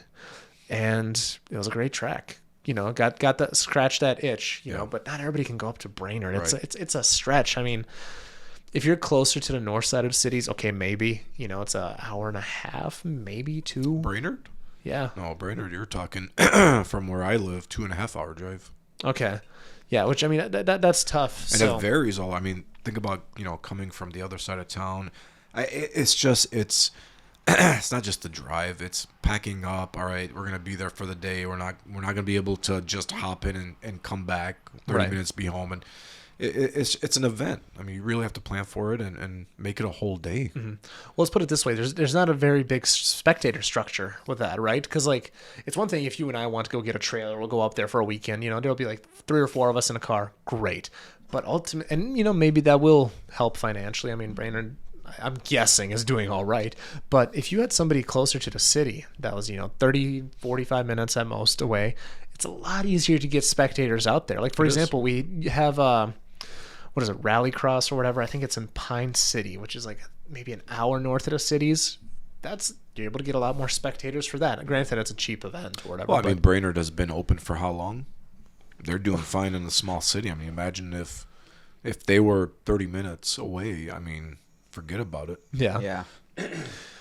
Yeah, that'll be interesting. I'm curious to see what people have to say on that but at the end of the day, you are going to need a mountain of money to build a track. I mean, it's to build a quality track. Because, like, for example, quality track, but there's plenty of them out there that are like a shack. I mean, Rock Falls isn't anything fancy. Here's an idea, and this is funny, is we started looking at abandoned airports. Mm-hmm. And there's actually quite a few that are not very far. We're talking 30 minutes that are abandoned. I mean, that's a perfect foundation to build a track. You have the road, you just build around it. Right. But ultimately, the facilities are great and all, but it also comes down to the actual track, what's it called? The actual road of the track too. Like, that's not cheap. I mean, to do it, with good material and actually the upkeep, like DCTC, for example, like I've heard from I haven't done autocross there yet, but I've heard from a number of people that it just absolutely destroys tires, just eats through them. So that's I know a lot of people that religiously do not want to go there just because of that. Yeah. Just because of the surface. So that's the other thing. It's like, if you want a drag strip's probably a lot easier to do than, a road course, right, by a lot. But like that's where Brainerd is perfect. I mean, we have one of the longest straights in the country, so that's why we're able to support an event like Power Cruise, do roll race after roll race. But then we're also, we have the drag racing, we have the road course, we have the small road course. Like that one is like a one size fits all. It's just a bummer that it's so far away. So to do something of that caliber, which, how long is Brainerd again? I want to say 2.5, 3 miles. 2.5 hours roughly. No. I mean, how big is the track? I want to say it's like 3 miles big, It's maybe. 3 and some change. Yeah, that sounds about right. Yeah. It's like, that's a lot of material cost into building the actual road course, and to actually keep up with it. So that's the only thing that I'm wondering is what the costs are there. Well, and I would say, Brainerd has been open for this long and they're doing good. Yeah. I think it'd be get a lot easier and better if Oh, it yeah. was here. It's just that initial seed funding that would be the tricky part. So, once again, the monoxide bribery fund is going to be Let's go. Let's do it. Yeah, let me just see. How far are we cooking? Wow, that was an hour and a half so far. Oh, wow. So, before felt like 10 minutes. That's the thing about these car conversations, man. Like even at car shows, like I'll be going over to the Medina Motorplex and I'll be catching up with somebody, and I'm like, oh, what was that? 10 minutes? Oh, okay, it's noon. Okay, time to go get lunch. We're done with the car show. Right. It's like, man, why are people leaving? Oh my God, it's 2 over. hours in, 3 hours later. Yeah, so I get that. I get that all too well, man. It's just, especially when you sneak into like there's a reason I don't have any clocks in here. I don't want anybody to have any concept of time, nothing like that. That's why I even hide the computer for myself, because I want to be locked in. And then once we have headphones here in the near future, you're going to be even more locked in. So it's super exciting stuff. Anytime, has to do with cars, I mean, I can do hours upon hours upon hours. Mm-hmm. And it's, Yeah, so before we get into the final question, though, so like what's next for you then build-wise? Because I know you just had Brian, basically tune that sucker up for you. So then next year, are you going to be trying to attend a lot more events? It's tough with a new job. Well, it should be a lot easier next year. Yeah. I'll be almost a year in and have vacation hours where I can, go there. I do plan on attending hopefully all the events. I don't know what's next right now. There's so many things running in my mind. I actually talked to Trey about this last week. And I'm like, hey, let's figure out cost to get this motor, built up to handle 1,000 horsepower. So, I'm thinking about that. I don't know. I'm thinking X3M Supra, or do I go, do I get a Corvette and get a turbo? I don't know. There's so many things. All I know is I want to be in the 9s next year. Okay. Whether that's with the car I have now or something else. Again, every year, everyone is just getting faster and faster. Yeah. 2020, if I would have had this car, I would have been up there with Gapplebee's. Now, obviously, those guys are still, over 1,000, but just, if I had this car 3 years, I mean, I would have been, top of my game. Mm-hmm. And now these cars are getting faster and faster every single year. I mean, we're coming on stock cars that are, 500-600 horsepower, which is now nothing. So I don't know. I'm going to take, the next few months, December, January, February, to just think about, what am I going to do? Am I going to sell this one, get a Supra, build that? Am I going to sell this one, get the X3M? Or am I going to keep this one and, make it faster? Yeah, so it's tough. I don't know. Yeah, we just had a guy with a fast Mustang on, super cheap. He told us how what it goes into that build of his. It's just it is crazy because people are getting smarter. The people who are building these cars, like, knowledge is coming at such a fast rate now. Like, because you have guys like, for example, like Brian, they're collaborating with all these other guys. It's like, when everybody's learning together and we're building better cars, it's no wonder they're getting faster. So that's your thing. You're trying to get into the 9s. Yeah, this past year was 10s. I didn't get into 10s, and I think I would have if I would have been able to hit my boost target. But I have to be in the 9s. I think next year, 9s, you'll be able to compete. You won't be able to beat everyone, but at least you'll be able to compete. I think that's how fast these cars are going to get next year. Yeah, it used to be 10-second quarter mile was the goal, right? Oh, yeah, that's 10 that's was, like a stock car right out the gate. Now yeah, it's 10s nothing. was. I mean, back in my day, you ran 10s. You were on TV. Well, Yeah. Fast and Furious, bring me a 10-second car. Easy, yeah. Yeah. So yeah, that'll be pretty interesting to see. We've just had so many we've had a number of different tuners on here, man, that just, or car builders, it's like, oh, these guys do Corvettes, these guys do this. So it's just, there's so many ways to skin a cat. So it's going to be interesting to see what happens there. But where did that bug come from? Like, what's got you itching to get faster? I am very, very competitive. Okay. And I don't like to lose. Okay. I'm a good loser, meaning that I'm, humble and I'll shake your hand and good job. But deep down inside, my blood is just boiling. And, this past year, going out with the guys and things like that, I've lost a few times. Mm-hmm. And it's killing me. And these are the guys that the year prior I beat. Same car. And now they're faster. So it's a competitive, and the competition in me kind of screams out, this is, all right, we got to go to the next level. We got to get this done. I'm not going to lose, to so-and-so next year. Or I've got to be with this group at this level. I don't like to lose. Mm-hmm. Fair enough. I think I'm in that same boat. I just, I don't have the financial means for it quite yet. Because, that's the tough thing, dude. It's like when it comes to switching platforms, right? Like, I've talked about this before. Like, I could easily spend a few $1,000, add another 200 wheel to my Golf, and I'll be smoking Hellcats. Yeah. But then the question is what happens when those guys get a pulley and a tune? Well, I can't beat you in a Golf anymore, right. So now I have to go get a Supra that's built, and then it's never ending. And that's obviously in the back of my mind too. And I've got kids and a wife, and where is the priorities? Obviously, they come first before anything. So we're doing good, and I could build a car and so, but I do have to keep them in mind. Mm-hmm. Now, how involved are they in your car stuff? So I have 4 kids, 3 daughters and a son.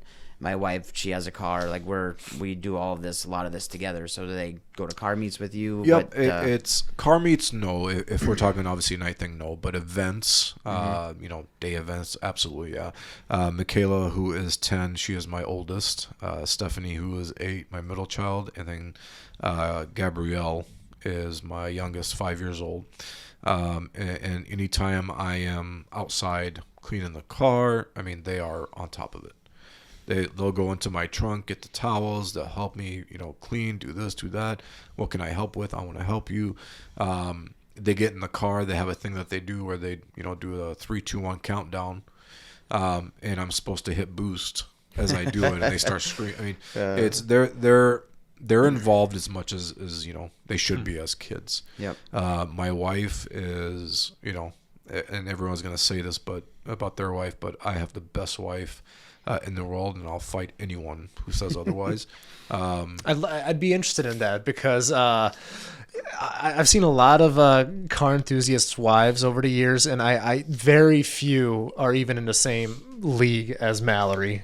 His wife, I mean, she's got a Pro-Charged Mustang herself. It's like she, my wife isn't. I'm fighting you about your wife. wife. Even just be understanding, like not every car guy. Most of the time, is like, oh god, I'll play with your cars. It's she's not into. She doesn't want to build car to go fast. But exactly. She understands. Is about your hobby. Correct.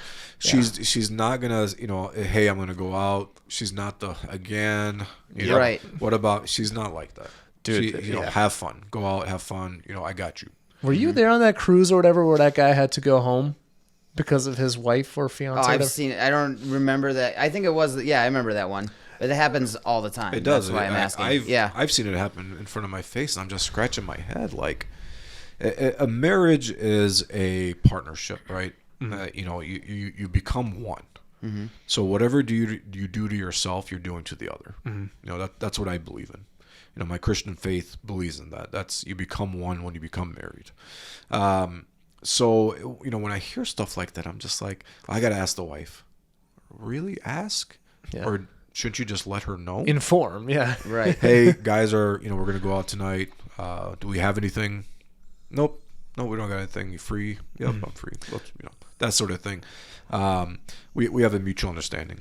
We don't ask each other for anything. She doesn't come up to me and say, hey, can I buy this or can I buy that? We both understand and we both trust each other that we will never do anything that will put our family in jeopardy based on a purchase. Yeah, you don't abuse that relationship, right? Correct. You don't go out every day. It's a trust thing. I trust her 100%. She trusts me 100%. If I, am I going to go buy a turbocharger for my car. She trusts me that I know if we can buy one, I will buy one. If we can't, I won't do it. I will never put our family in, a bad position based on, parts for a car or going out. Or this is why I said earlier that I have a lot to lose when I go out versus a lot to gain. Right. And she, she's there she was with me when I had nothing. When we first got married, I left Best Buy in 2009 to go to Ultimate Electronics. I want to try that, better paying job, so and so. Well, Ultimate Electronics shut down in 2011. Yeah. A month I love before that store, by the way. Yeah, it was awesome. Yeah. A month before our wedding. And imagine having, a wedding completely paid for that is $50,000 plus, right? You just spent everything you got on this wedding. And you tell your soon-to-be wife, I don't have any money. I'm broke. I just lost, my job. They shut down, and all my money that I had is on this wedding. She didn't care. I'm with you, whether you have it or not. Got married. She didn't ask for a dime. It was a struggle in the beginning because, again, looking for a new job and so on. I didn't want to go back to Best Buy just because, I had too much pride. I left them to go to Ultimate. Now I'm going to come back so I can have my job back. Mm-hmm. I didn't do that. In the beginning, she didn't ask for anything, nothing. And, she was with her family. She was used to getting everything she wanted. But in the beginning, she didn't ask for a dime. She was there with me in the beginning when I had nothing. And now that we are, I feel like on top of the world, I want to get her everything. I want to, do a lot of things, but there's that trust. Mm-hmm. That I think is so important in any relationship. If you have to ask your wife or if you have to ask your husband for permission, then I think there's a conversation that needs to be had. Yeah, you're not doing it right. That something is going on. Yeah. There's nothing that breaks my heart more than seeing a guy in the car scene be like, I can't, I'm stuck, doing this. Now, granted, obviously there's a bit of a give and take, of course, as with any, relationship, partnership, whatever. And this is coming from a single guy, but I'm an observational person. Whereas I got a 1-year-old or a 2-year-old. We have to put in a little extra effort. Yeah. Sometimes it's also verbiage. Right. You hear so much. I've got to ask the wife. Maybe to that person, they don't have to ask the wife. They just have to tell the wife, but they say they have to ask the wife. To ask the old ball and chain. What I mean? It starts to rub off. But there are some guys out there, and there's some girls out there too. Same exact thing. I've got to talk to my house. I got to ask him if I want to buy something. But I hear so many times, I got to check in with the wife. I got to ask the wife. I can't spend. She told me I can't buy anything. Oh my God, that just. I am mind blown when I hear that. If that is going on, seriously, something is off. You need to have a conversation. Sometimes it's just two people ain't compatible. Yeah. It's or one person is abusing the one side of it, and they. Oh well, some people just need to, and I. Looking at my own personality over the last 3 or 4 years, it's like, all right, I think I've finally grown a little bit of a pair, to mouth off a little bit. But I think that's a big part of it too. It's like a lot of people get comfortable, or they don't want to upset the status quo. So it's like eventually, power dynamics are weird, man. Whether it's one side or the other, but it shouldn't be. Like I said, the way we think about it is you become one. Exactly. What you do to yourself, you're doing to the other. Yeah. Pure and simple. And that's a good way to go about it. Yeah. Not everybody has that. Trust it's huge. Mm-hmm. If you don't have trust, you have nothing. Literally, you have nothing. Yeah. You're gonna live in a life of misery and jealousy and always worrying. And if I do this, is she gonna get mad or is he gonna get? I can't live like that. And that was Monoxide's marriage counseling segment. Well, it's good. I just you talked a lot about your family, so I just wanted to know, as a car guy myself with a big family, I'm just curious how other guys, go about it. And you seem like you're doing it right. So I just wanted to see where we're at with that. Yeah, I appreciate that. I think family is very important. Absolutely. You're one of the happy ones. No, I can get my oldest is 13, and I will go on cruises. You've met her now a few times. Yeah. And I'll call her on my way home, be like, hey, get the Shelby washed. We're going on a cruise. She's like, absolutely. Yeah. So she'll start getting her done. Well, what's funny about my oldest, Michaela, 10 years old, Becca, more so, who has the pink Audi TTRS was built by Ratified, just a beast of a car. My oldest, that is her kind of idol, I guess, per se. That is who she wants to be.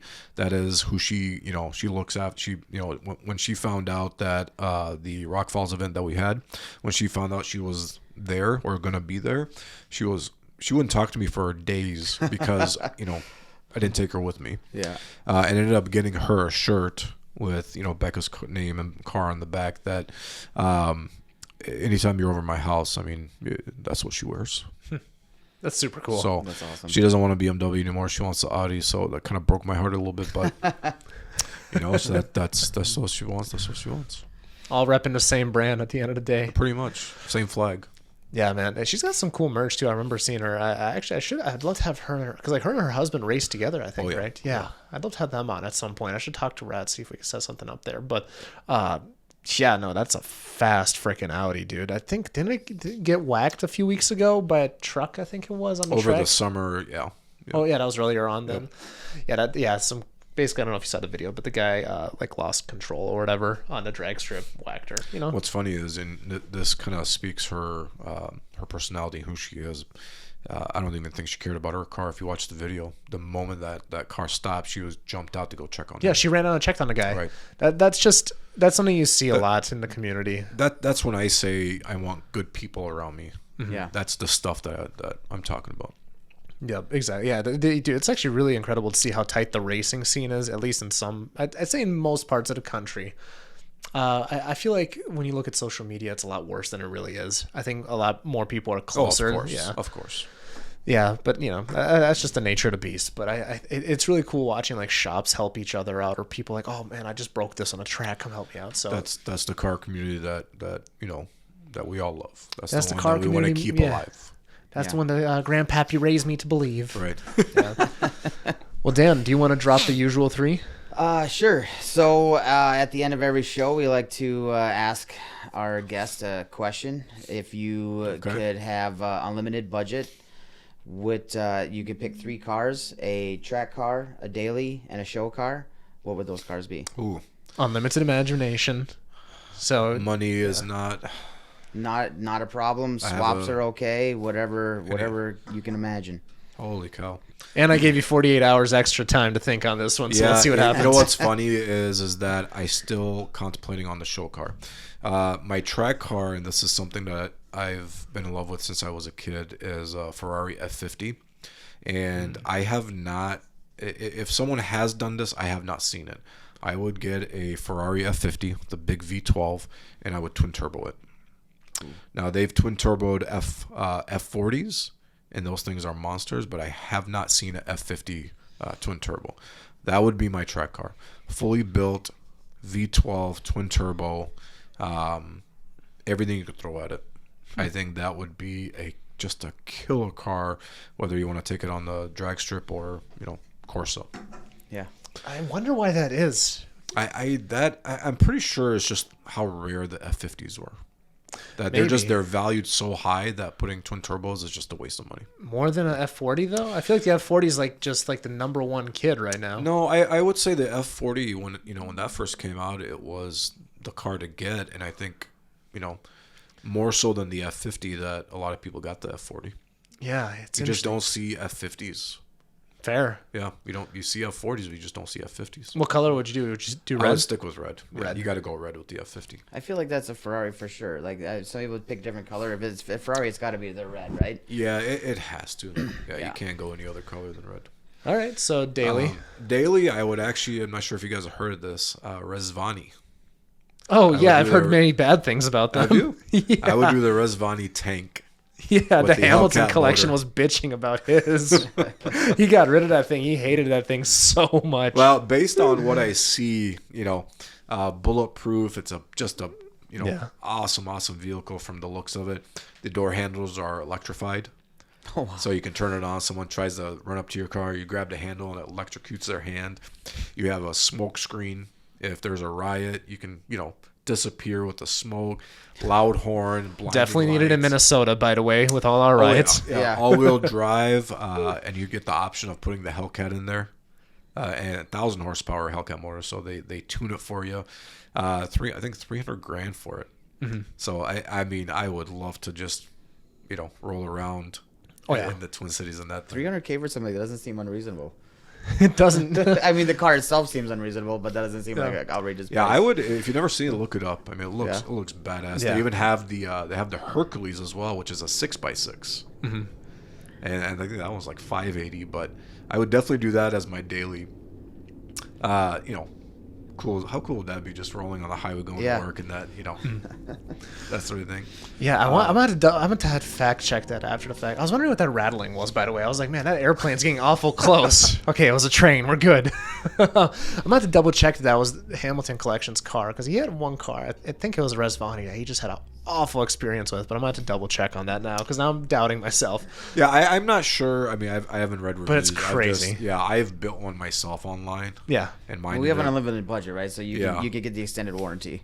Yeah. You're good. Later problem. Yeah. So then... and then show car, this is what I'm struggling with, because I love old school vehicles as well. And one of the cars that I would love to own one day is a 57 Bel Air. I'm into 50s vehicles, just that they're timeless. The way the inside, the outside. What I would love to do with a Bel Air is I would take a Bel Air, and some people are probably going to hate me for this, especially the classic enthusiasts. Yeah, I have so many of them listening. You don't really might catch it. As soon as you're growing, so I wouldn't be surprised. I would take a 57 Bel Air and I would leave the outside, obviously do a cool paint job, but I would update the interior and the engine. I would throw like a Corvette engine as the motor, and the interior would be all updated. Like, take a Cadillac Escalade interior and put it into a Bel Air, put it on bags, 22-inch wheels, and pull up to a car show and just hit the button and just squats on the ground. That's not the craziest I've heard. I actually saw one at the Medina at Caffeine and Octane. There was somebody that put a boat motor into one of those. It was like a huge. I can't remember what's a standard motor Chevy size? 454 is a pretty big standard. A lot of Chevy stuff, 305s, 350s. There was something crazy big. I don't know. I'm about to find. I have a picture of it somewhere. But yeah, it was a massive boat motor inside a Bel Air. Wonder how that would sound. Yeah, just rowdy, I bet. But so where's the Bel Air classic car thing come from? My dad. Your dad? So he had I remember when, before he passed, he used to tell me about the cars that he had and he wished he kept. I forgot what year it was. He had a GTO in college. His first car was a 57 Bel Air. Oh. And I remember him telling me about it. He's like, man, if I kept it, and this was back in the late 90s, if we would have kept it, it'd be worth this amount, and I wish I didn't sell it. And and I had a dream of buying that car for him, one day when I grow up and have a family and give it to him.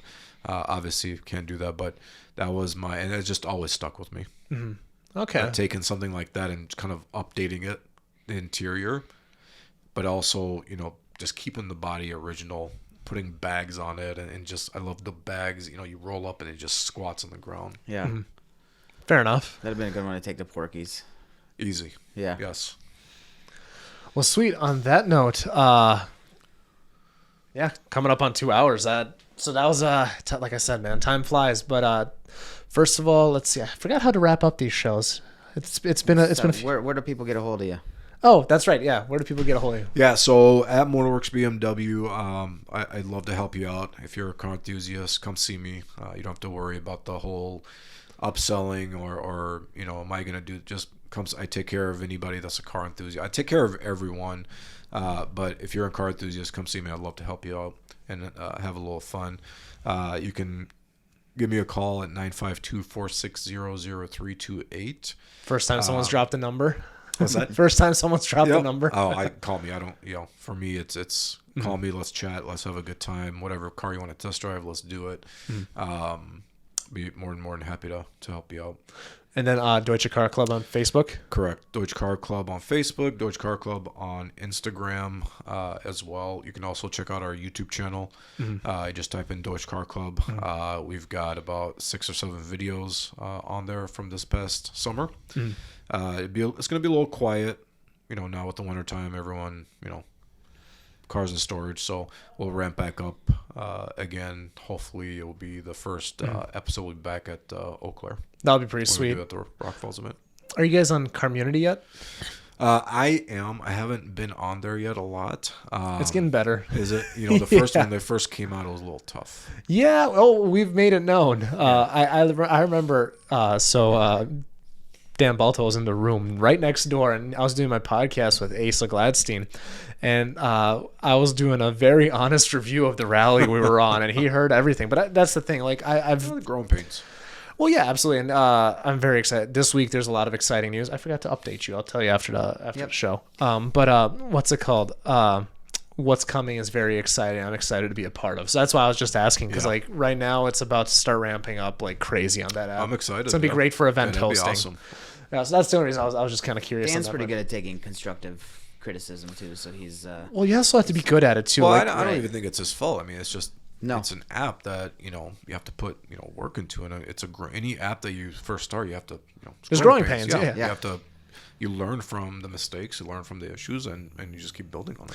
Yeah, so I'm very, very excited on that front, and that's the other thing too is like I've kind of made myself known that I'm gonna give you my blunt feedback, but I'm not gonna shit on your parade without giving you a solution too. Correct. And then also, there's a level of understanding that has to go into it too. It's like, it ain't cheap to make that thing. But anyways, on that note, where can people find you? You can find me at Gun It Garage with 2 N's. Come catch us on there. We're trying to ramp up and get ready for snowmobile content here, so we switch over in the wintertime. And, give us a chance too. We're growing and trying to come up with content, but it's not always easy. Yeah, ain't that the truth? As for me, you guys found me here at Monoxide. But be sure to check out the official sponsor, Razorhood, razorhood.com, Instagram, Facebook, all that stuff. I actually got to talk with the CEO, Michael Peterson, who we've had on the podcast a number of times now. And I was actually playing around with the tool. It's super cool. I was playing around with the AI tool. And actually, did you get on there, Dan? I haven't got a chance to mess with the AI tool yet. But as far as the website and everything, and I've got a truck in the garage now, and it's pretty neat. Yeah, so if you've made it this far in the episode, do me a favor, go on there, sign up, add your car to the garage. Basically, what Razorhood is trying to do is kind of like an online telemechanic, right? So it's like, in my instance, my VW, squeaky brakes. All right, let's find out why, blah, blah, blah. Throw that in, and the AI will give you suggestions. Oh, that sounds cool. But here's the coolest part. Now, this is the part where they're building it out over time. It takes time to get data and all that stuff. But, for example, they have the Toyota Camry just absolutely specced out in there because that's one of the most common cars people buy, right?